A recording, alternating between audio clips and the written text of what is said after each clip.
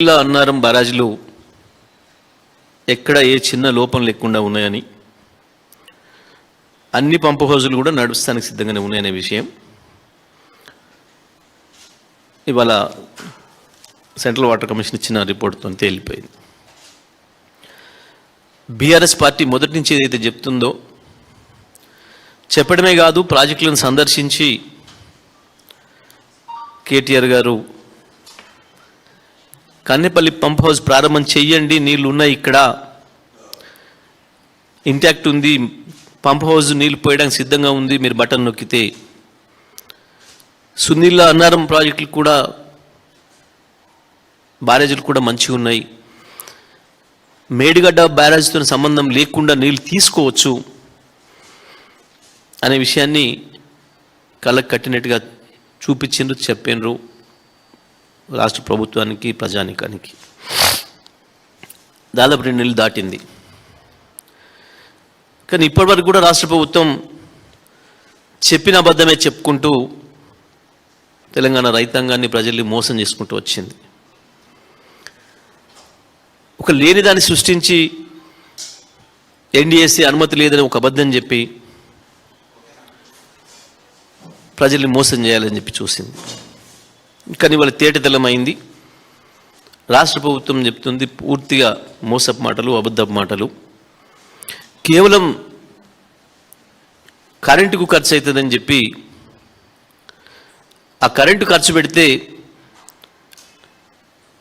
మాకు దాంట్లో కమిషన్లు రావు అని చెప్పి పూర్తిగా కమిషన్లకు అలవాటు పడ్డ ఈ ప్రభుత్వం లక్షలాది ఎకరాలకి నిలవకుండా ద్రోహం చేస్తూ ఉంది. మనకు వైపు నాగార్జున సాగర్ పైన, కృష్ణానది పైన ఇంకా మరింత ద్రోహం కళ్ళకు కట్టినట్టు కనబడుతూ ఉంది కాంగ్రెస్ పార్టీ ప్రభుత్వం అనేది. స్వయంగా నేను పోతిరెడ్డిపాడు పోయి చూపించి మరీ వచ్చిన. ఇగో దాదాపు 30-40 వేల క్యూసెక్ల నీళ్లు పోతున్నాయి, కేవలం 8,000 క్యూసెక్లు అని చెప్తున్న మాట అబద్ధం. అది కేవలం ఎన్టీ రామారావు మొదలు దవ్విన తెలుగు గంగా స్లూస్తో మాత్రమే 8,000 పోతున్నాయి. దాని పక్కన అదనంగా ఆ కాలంలోనే తవ్విన ఇంకొక కాలువ కావచ్చు, ఇక దాని పక్కన రాజశేఖర రెడ్డి పెట్టిన పొక్క, పోతిరెడ్డిపాడు పొక్క కావచ్చు, అంతు లేకుండా నీళ్ళని తీసుకుపోతుంది, కృష్ణాను మొత్తం మలుపుకపోతుంది అని చెప్పింది కళ్ళకు కనపడ్డది. ఇప్పటి వరకు రాష్ట్ర ప్రభుత్వం ఉలుకు లేదు, పలుకు లేదు, కనీసం దానిపైన అభ్యంతరం కూడా వ్యక్తం చేయలేదు. కేఆర్ఎంబీకి కనీసం ఒక లేఖ లేదు, ఆంధ్రప్రదేశ్ ప్రభుత్వానికి ఒక లేఖ కూడా రాయలేదు. ఎందుకు అంటే మీరు తీసుకుపోవాల్సింది వరద జలాలు. వరద జలాలు వచ్చినప్పుడు మాత్రమే పోతిరెడ్డిపాడు గేట్లు లేపాలి. వరద జలాలు అని అంటే శ్రీశైలం ప్రాజెక్టు నిండి ఓవర్ఫ్లో అయిన తర్వాత, నాగార్జున సాగర్ కూడా పూర్తిగా నిండి 585 అడుగులకు వచ్చిన తర్వాత, 310 టీఎంసీలు నిండిన తర్వాత గేట్లు లేపి నీళ్లు సముద్రానికి వదలాల్సి వచ్చినప్పుడు మాత్రమే వరద జలాలు అవుతాయి కృష్ణాలో. అప్పుడు మాత్రమే పోతిరెడ్డిపాడుకు నీళ్లు తీసుకుపోయే హక్కు ఉంది ఆంధ్రప్రదేశ్కి. ఇంత స్పష్టంగా ఉన్నది చట్టం. అయినప్పటికీ కూడా అవి లెక్క పెట్టకుండా దుర్మార్గంగా ఆంధ్రప్రదేశ్ ప్రభుత్వం ఇప్పటికీ 140 టీఎంసీల నీళ్ళని తీసుకపోయింది. 140 టీఎంసీలు ఆనాడు రాజశేఖర రెడ్డి కట్టిన అక్రమ ప్రాజెక్టులు ఏవైతున్నాయో మొత్తం 250 టీఎంసీలు నింపడానికి కావాల్సిన ప్రాజెక్టులు, పెన్నా బేస్లో ఉన్న ప్రాజెక్టులను మొత్తం నింపుతున్నారు. దాని ఫలితంగా సాగర్ నిండకుండా ఇప్పటికీ కొంత వెలితి కనబడుతుంది. ఆ నీళ్ళు ఆ 140 టీఎంసీలు కనుక సాగర్కి వచ్చి ఉండి ఉంటే ఈ పాటికి సాగర్ ఓవర్ఫ్లో అవుతుండే. ఇప్పుడు ఆల్రెడీ 170 టీఎంసీలు ఉన్నాయి. ఆ 140 కలిపితే 310 అవుతుండే, 585 అడుగుల లెవెల్కి వస్తుండే. కానీ తెలంగాణ ప్రభుత్వం యొక్క ద్రోహం వల్ల, మోసం వల్ల ఇవాళ కృష్ణా రైతాంగం నష్టపోతుంది. మా ఎడమ కాలువకు కావచ్చు, మా లో లెవెల్ కెనాల్కి కావచ్చు, ఎస్ఎల్బీసీ అని పేరు చెప్తున్న హై లెవెల్ కెనాల్ కావచ్చు, వీటన్నిటి కింద ఉన్న రైతాంగానికి ద్రోహం చేస్తూ ఉంది ఈ రాష్ట్ర ప్రభుత్వం, ప్రత్యేకించి నల్గొండ జిల్లాకు సంబంధించిన ఇద్దరు మంత్రులు కూడా. ఇవాళ నాగార్జున సాగర్లో ఉన్న నీళ్ళను కూడా ఈ పంటకు సరిపోయే నీళ్లు ఉన్నాయి. అక్కడ ఎడమ కాలువ రైతాంగం పంట పండించుకోవడానికి సరిపోయే నీళ్లున్నాయి. మేము ఇంతకంటే తక్కువ లెవెల్ ఉన్ననాడు కూడా ఇచ్చినాం మేము నీళ్లు. మేము ఉన్న 9.5 సంవత్సరాల కాలంలో 510 ఫీట్లు ఉన్ననాడు ఇచ్చినాం, 514 ఫీట్లు ఉన్ననాడు ఇచ్చినాం, 518 ఫీట్లు ఉన్ననాడు ఇచ్చినాం, 526 ఫీట్లు ఉన్ననాడు ఇచ్చినాం. 5 పంటలకు ఇవాళ ఉన్న కంటే తక్కువ నీళ్ళు ఉన్ననాడు కూడా, లెవెల్ తక్కువ ఉన్ననాడు కూడా నీళ్ళు ఇచ్చినాం, రైతుల పంట పండించినాం.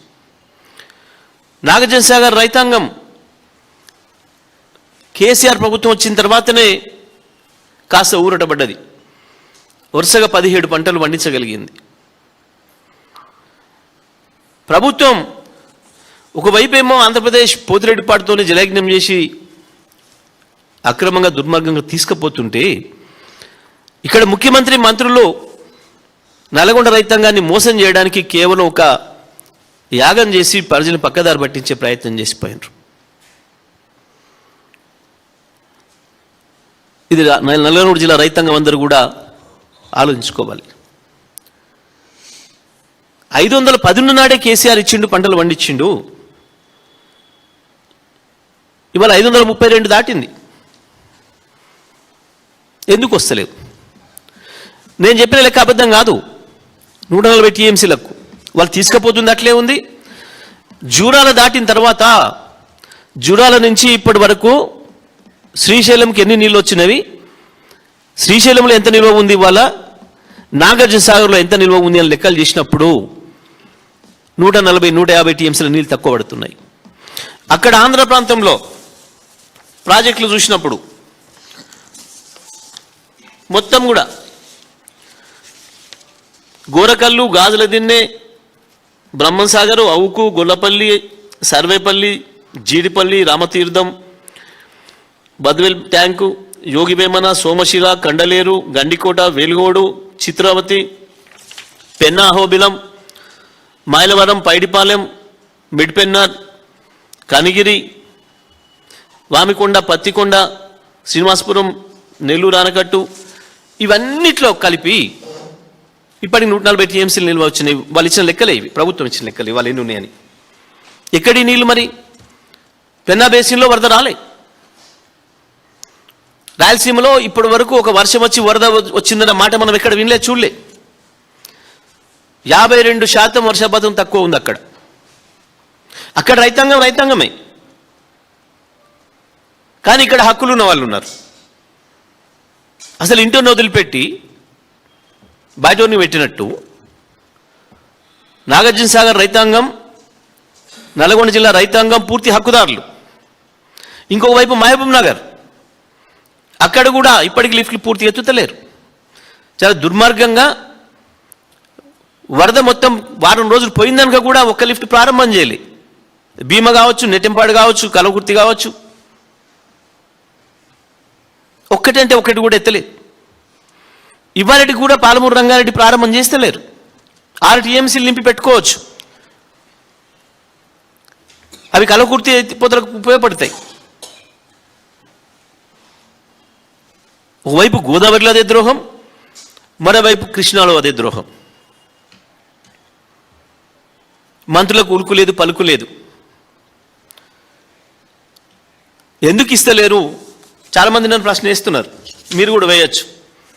మరి ఎందుకు ఇస్తలేదు ప్రభుత్వం? ఎందుకు చేస్తారు? రైతుల మీద ఎందుకు కోపం? నీళ్ళు ఉంటే నీళ్ళు ఇవ్వంటారు కదా వాళ్ళు మాట్లాడుతున్నారు. ఇస్తలేరు ఒక ప్రణాళిక ప్రకారమే. ప్రభుత్వం నిర్ణయం తీసుకొని ఒక కుట్రపూరితమైన నేరానికి పాల్పడుతుంది రైతాంగం పట్ల. ప్రాజెక్టులు నిండినా నీళ్ళు ఇవ్వద్దు. మనము నీళ్ళ గురించి వెళ్ళి మనం ఎవరం మాట్లాడొద్దు. మంత్రులు ఎవరం నీళ్ళ గురించి మాట్లాడొద్దు. బీఆర్ఎస్ వాళ్ళు మాట్లాడినా, ఇంకోళ్ళు మాట్లాడినా మనం మాట్లాడొద్దు. కేవలం అధికారులతోనే మాట్లాడించి తప్పించుకుందామని చెప్పి ప్రభుత్వం నిర్ణయం చేసింది. ఎందుకు? నీళ్ళు ఇస్తే కరెంట్ అవసరం పెరుగుతుంది.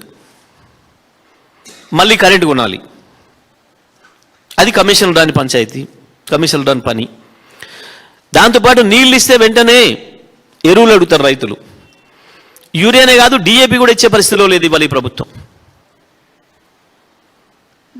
ఎరువులు అడుగుతారు, ఎరువుల గురించి గొడవ మొదలు పెడతారు. ఎరువులు ఇస్తే పంటలు ఎక్కువ పండుతాయి, పంటలు పండితే కొనడానికి ఒక సమస్య,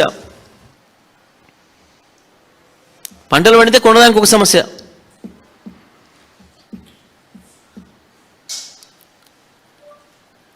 కొంటే బోనస్ ఇవ్వాలి, ఇది ప్రభుత్వం యొక్క ఉద్దేశం. ఇన్ని చోట్ల ప్రజలతో ఎందుకు, ఒకటే కాడ ఎగ్గొట్టేసేస్తే తిట్టుకొని పోతారు కదా, మనకి ఏమవుతుంది, మన ప్రభుత్వం మననైతే ఇప్పుడు పీకేయలేరుగా మన ప్రభుత్వాన్ని. ఇది ప్రభుత్వం యొక్క దుర్మార్గమైన ఆలోచన.